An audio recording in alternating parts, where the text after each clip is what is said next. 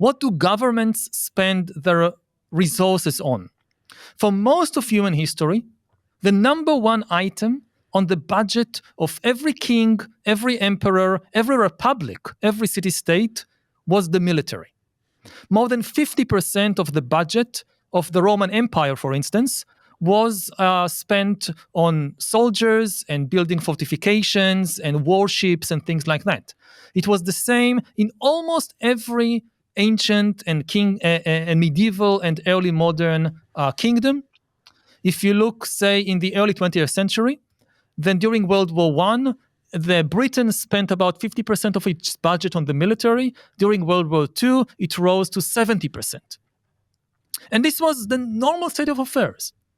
If you read state budgets from the early 21st century, this is maybe one of the most optimistic reading materials ever, much more convincing than any pacifist track, because you would find that worldwide, taking all countries into consideration, the average expenditure on the military was down to 7% of the government budget.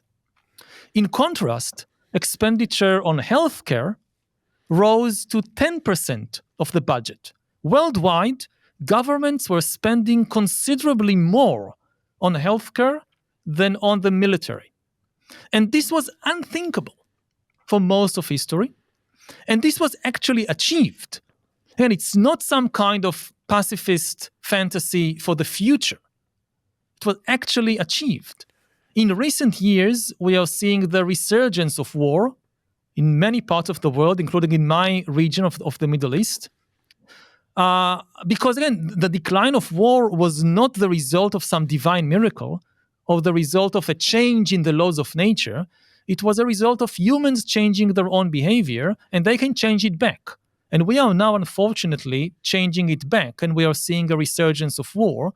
But simply realizing that the level of violence is not constant, and that if we make the effort, we can create a much more peaceful society, this is the first step towards actually realizing it.